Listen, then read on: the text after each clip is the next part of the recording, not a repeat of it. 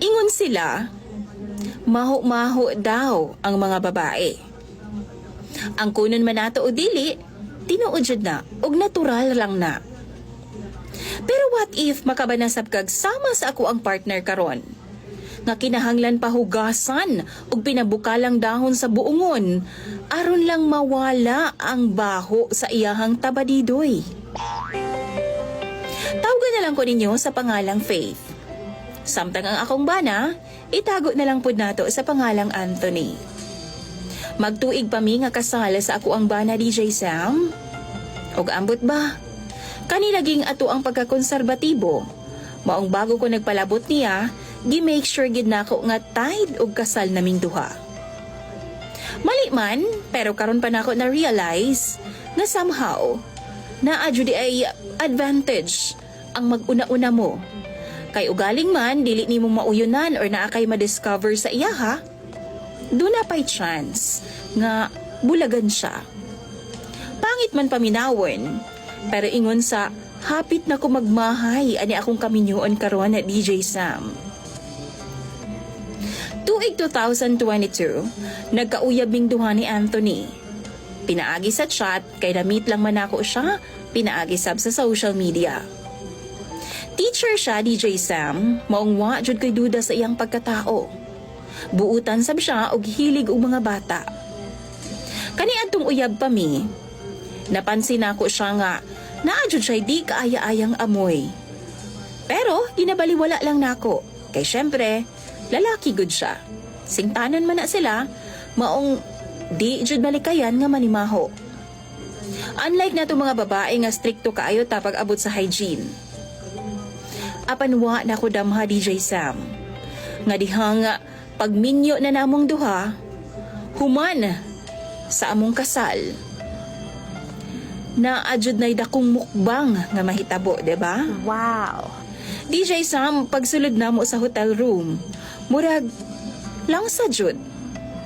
Lahi ra jud ang baho. Samot na dihang paghubo niya sa iyang shorts kay musulod na unta siya sa CR, kay manghimasa lagi. Nangalim yun jud sa tibuok kwarto, DJ Sam.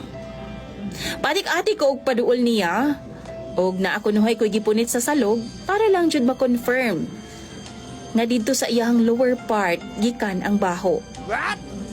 Tinuod jud DJ Sam. Naa jud sulod sa iyang shorts ang baho. Bahog patay jud siya. Abi pa gani na akong nakaigit siya sa iyang shorts DJ Sam tungod sa amo ang long day. Pero dili man siya bahog itats, kundi amoy lang sa jud siya. DJ Sam, basin makaingon mo nga pisot ang akong bana. Pero dili, tuli kaayo siya. Napansin ako nga bisan manghimasa siya DJ Sam, na agihapoy baho. Actually, gipangutana jud nako siya ni adtong tungura. Naging honest ko sa iya ha, kay asawa naman ko niya. Og ni-confess po siya nako DJ Sam, nga naagiday amoy ang iyahang tabadidoy. Kay naa daw siya'y tuway. Wala ko masayod ana nga kondisyon DJ Sam. Basta kay kung tinuod man, baho gid kaayo siya. Ug aron dili siya ma-offend ni adtong gabi una, gipagbigyan ako siya. Pero once lang, kay pati iyang lawas DJ Sam, halos dili pud nako maantos. Naagid po'y baho. After sa one round, natulog naming duha. Og pagkaugma sayo sa buntag, giagda na dayon nako siya nga manguli nami. Kay di na jud nako matake ang tanan DJ Sam sulod sa room. Ikabuhi nako. Pag uli na mo, nangita dayon kog buongon og nag-init kog tubig tapos gibutangan ako mga dahon aron nga muhumot. Gibutngan pud na kog tawas DJ Sam tapos gipaligo nako sa iyaha.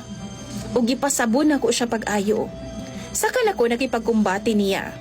Pero taod-taod, musingaw ra pod ang iyahang baho DJ Sam og balik.